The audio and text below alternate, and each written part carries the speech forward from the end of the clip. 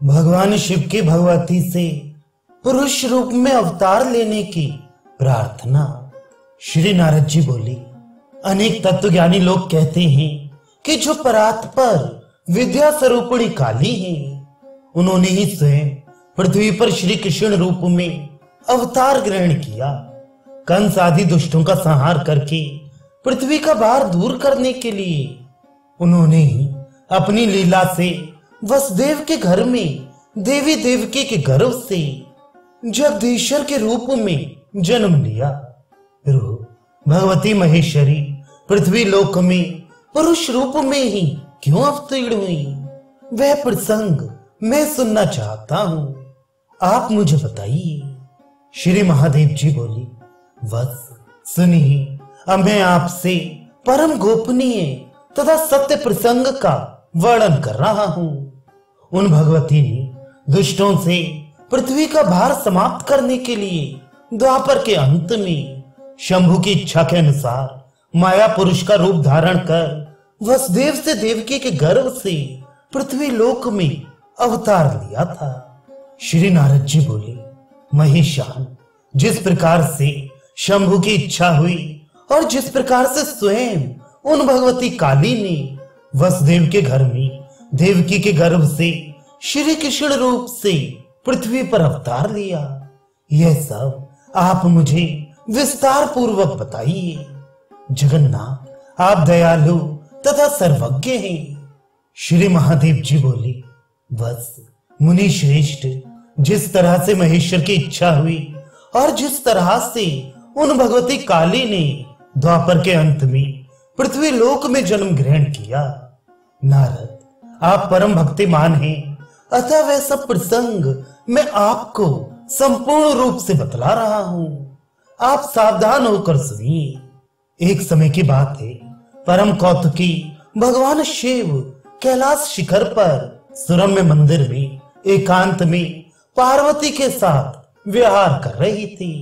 वहां पर पार्वती जी के सुंदर रूप को देखकर भगवान शंभु मन ही मन सोचने लगे कि नारी जन्म तो अत्यंत शोभन है। उसी समय अपने हाथ से पार्वती के मुख कमल का स्पर्श करते हुए तथा उन सर्वांग सुंदरी भगवती को अपने मधुर वचनों से प्रसन्नता प्रदान करते हुए शिव जी उनसे कहने लगे। श्री शिव जी बोले, परमेशानी, आपकी कृपा से मेरे सभी मनोरथ परिपूर्ण हो चुके हैं और कुछ भी अवशिष्ट नहीं रह गया है। तथापि शर्वाणी, मेरी एक दूसरी इच्छा हुई है। शिवे, यदि मुझ पर आपका अनुग्रह हो तो उसे पूर्ण कर दीजिए। श्री देवी जी बोली, शंभु, आपकी दूसरी कौन सी अभिलाषा है, उसे बताइए। प्रभु, आपकी प्रसन्नता के लिए मैं उसे अवश्य पूर्ण करूंगी। श्री शिव जी बोले, यदि आप मुझ पर प्रसन्न हैं तो पृथ्वी तल पर कहीं भी पुरुष रूप से अवतीर्ण होइए और मैं स्त्री रूप से अवतीर्ण होऊंगा। इस समय जिस प्रकार मैं आपका प्रिय पति हूं तथा आप मेरी प्राण प्रिया पत्नी हैं, उसी प्रकार का दाम्पत्य प्रेम उस समय भी हो। भक्तों को अभीष्ट फल प्रदान करने वाली देवी, यही मेरे मन की अभिलाषा है। मेरी इस उत्तम याचना को आप परिपूर्ण कर दीजिए।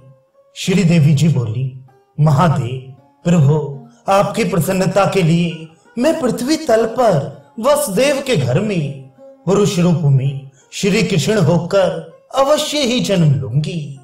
और त्रिलोचन, मेरी प्रसन्नता के लिए आप भी स्त्री रूप में जन्म लीजिए। श्री शिव जी बोली, जगत का पालन करने वाली शिवे, आपके पुरुष रूप से श्री कृष्ण के रूप में प्राप्त होने पर स्वयं में आपकी प्राण सदृश वृषभानु पुत्री राधा रूप में होकर आपके साथ विहार करूंगा। साथ ही मेरी 8 मूर्तियां भी सुंदर नेत्रों वाली रुक्मिणी, सत्यभामा आदि पटरानियों के रूप में मृत्युलोक में अवतरित होंगी। श्री देवी जी बोली, आपकी इन मूर्तियों के साथ मैं ऐसा यथोचित व्यवहार करूंगी जैसा ना तो किसी ने किया है और ना तो कहीं सुना ही गया है।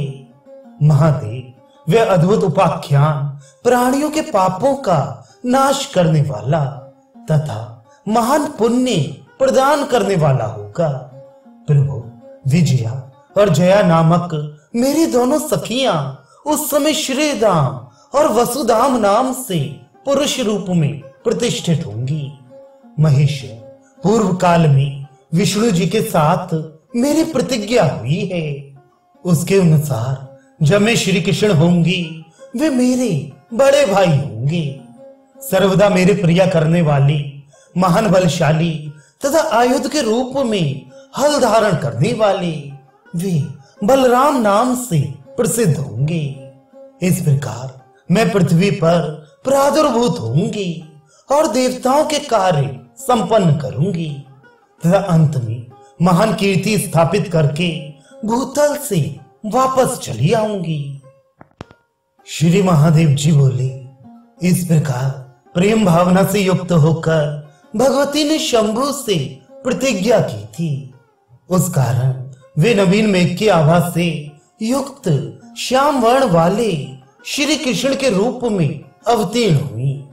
मुनि श्रेष्ठ शर्वाणी के श्री कृष्ण अवतार धारण करने का यही मुख्य कारण कहा गया है। अब आप अन्य प्रसंग भी सुनिए। मुनि श्रेष्ठ पूर्व काल में भगवती और विष्णु जी ने युद्ध में जिन राक्षसों का संहार किया था, द्वापर के अंत में वे ही बहुत से राजाओं के रूप में उत्पन्न हुए। उनमें कंस तथा दुर्योधन आदि बड़े ही दुर्दांत थे। उसी प्रकार दूसरे और भी महान क्षत्रिय नरेश अनेक देशों में उत्पन्न हुए। उनके भार को सहन न कर सकने के कारण गाय का रूप धारण कर पृथ्वी समस्त देवताओं के साथ ब्रह्मा जी के पास गई। दुख से संतप्त उन गोरूप धारणी पृथ्वी को देखकर ब्रह्मा जी ने कहा, माता आप मेरे पास किस लिए आई हैं? पृथ्वी बोली, ब्राह्मण पूर्व काल में जो महान राक्षस युद्ध में मारे गए थे वे ही इस समय दुष्ट चित्त वाले राजा बने हुए हैं। उनका भार वहन करने में असमर्थ होकर मैं आपके पास आई हूं। अतः कमलासन उनकी मृत्यु का कोई उपाय कीजिए। श्री महादेव जी कहते हैं, मुनि श्रेष्ठ पृथ्वी का यह वचन सुनकर ब्रह्मा जी उन्हें आश्वासन प्रदान कर देवताओं के साथ कैलाश पर्वत पर पहुंचे।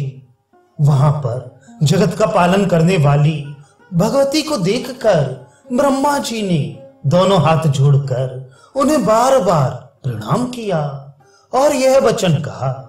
ब्रह्मा जी बोले, माता आपने और विष्णु जी ने जिन जिन दैत्यों, दानवों और राक्षसों का संहार किया था वे सब इस समय बड़े बड़े क्षत्रिय राजा हो गए हैं।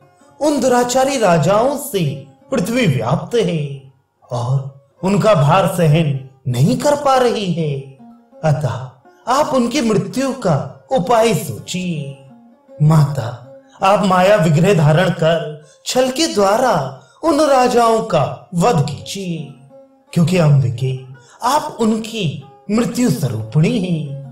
श्री देवी जी बोली, मैं स्त्री स्वरूप में रहते हुए युद्ध क्षेत्र में उन महान क्षत्रियों के साथ नहीं लड़ूंगी, क्योंकि उन्होंने भक्ति पूर्वक मेरे स्त्री स्वरूप का ही आश्रय ग्रहण किया है। किंतु ब्राह्मण नवीन मेघ की आभा वाली मेरी जो भद्रकाली मूर्ति है वह वसुदेव के घर में पुरुष रूप से जन्म लेगी। देवकी के गर्भ से 2 भुजाओं वाला सौम्य रूप धारण करके वनमाला से सुशोभित श्री वत्स चिन्ह को धारण किए हुए अत्यंत सुंदर मुख कमल वाले सर्वांग सुंदर श्याम अवतार लेंगे। वे अपने स्वरूप को छुपाने के लिए भगवान विष्णु के लक्षणों से युक्त होकर शंख चक्र से सुशोभित होंगे। महती माया से युक्त तथा दुष्ट क्षत्रियों का नाश करने वाले वे कंस आदि विविध पराक्रमी क्षत्रियों का संहार करेंगे। भगवान विष्णु भी अपने अंश से उत्पन्न होकर प्रचंड पराक्रम वाले महाबली पांडुपुत्र अर्जुन के रूप में प्रसिद्ध होंगे। साक्षात धर्मराज उनके बड़े भाई के रूप में युधिष्ठिर नाम से उत्पन्न होंगे और महान बल तथा पराक्रम से संपन्न पवन देव अपने अंश से उनके दूसरे महाबली भाई भीमसेन के रूप में प्रादुर्भूत होंगे। महान वीर अश्विनी कुमारों के अंश से प्रचंड पराक्रमी तथा अपराजयी माद्री पुत्र नकुल और सहदेव नामक उनके 2 भाई उत्पन्न होंगे। सत्य पराक्रम वाले वे समस्त पांडव धर्मपरायण होंगे। सभी के लिए कंटक तुल्य दुर्बुद्धि तथा क्रूर दुर्योधन नामक राजा मेरे अंश से उत्पन्न कृष्ण द्रौपदी का अपमान करेगा। साथ ही वे दुर्जय तथा पापात्मा दुर्योधन महात्मा पांडवों के लिए अज्ञात वनवास आदि कष्टकारक एवं सभी प्राणियों के लिए दुखदायक कर्म करेगा। तत्पश्चात में पांडु पुत्रों की विशेष सहायता करके और महान युद्ध संबंधी तैयारी करके युद्ध के लिए उत्सुक होंगी तथा संग्राम करने का इच्छुक वे दुर्मति दुर्योधन भी स्वयं कर्ण एवं शकुनी के परामर्श के वशीभूत होकर युद्ध के लिए अत्यधिक प्रयत्न करेगा। भरतवंशी उन दोनों वीरों युधिष्ठिर दुर्योधन की सहायता करने के लिए अनेक देशों में निवास करने वाले सभी राजागण वहां युद्ध क्षेत्र में आएंगे। मैं युद्ध में महान माया फैलाकर समर क्षेत्र में सम्मुख उपस्थित होकर परस्पर मारने की इच्छा वाले उन वीरों का संहार कर दूंगी। मेरी ही माया से मोहित होकर दुष्ट बुद्धि वाले सभी राजा युद्ध में शस्त्र अस्त्रों के प्रहार से एक दूसरे को मार डालेंगे। कुरुक्षेत्र में अत्यंत भीषण संग्राम होने के उपरांत ये पृथ्वी बालकों तथा वृद्धों को छोड़कर श्रेष्ठ राजाओं से विहीन हो जाएगी। उस समय मेरी भक्ति में संलग्न रहने वाले महान भाग्यशाली पुण्यात्मा तथा धर्मनिष्ठ पांडुपुत्र 5 भाई बच जाएंगे। कौरवों तथा पांडवों के इस प्रकार के युद्ध में मैं दुष्ट विचार वाले सभी पापी राजाओं को प्रायः विनष्ट कर डालूंगी। कमलासन प्रचंड तेज वाले अन्य विशिष्ट क्षत्रियों को भी मैं उस संग्राम में माया पूर्वक मार डालूंगी। वहां स्थित रहकर पृथ्वी तल पर महान कीर्ति स्थापित करूंगी। बहुसंख्य यादव संतति उत्पन्न कर और छल पूर्वक उनका संहार करके पृथ्वी को भार मुक्त कर पुनः यहां लौटाऊंगी। जगतपति मैं लोक कल्याण के लिए इस प्रकार का कार्य करूंगी। आप सुरश्रेष्ठ जगन्नाथ विष्णु के पास जाकर उनसे प्रार्थना कीजिए जिससे मानव देह धारण कर वे महाबली विष्णु पांडु पत्नी के गर्भ से शीघ्र पृथ्वी तल पर अवतरित हो। कमलासन आप वैसा ही प्रयत्न कीजिए, इसमें देर ना कीजिए। ब्राह्मण आप शीघ्र ही वैकुंठ लोक जाइए और उनसे ऐसा कहिए। श्री महादेव जी बोले। इस प्रकार उन भगवती के कहने पर लोक पितामह ब्रह्मा जी महादेवी को साष्टांग प्रणाम करके शीघ्रता पूर्वक वैकुंठ के लिए चल दिए। वहां पर पद्मयोनि ब्रह्मा जी ने पृथ्वी पर पांडु पत्नी के गर्भ से मनुष्य रूप में जन्म लेने के लिए विष्णु भगवान से प्रार्थना की।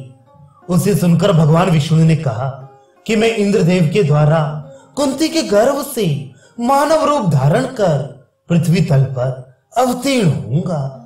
मुनि श्रेष्ठ वह वचन सुनकर भगवान ब्रह्मा के मन में अपार हर्ष उत्पन्न हुआ और वे जगतपति विष्णु को साष्टांग प्रणाम करके अपने लोक को चले गए।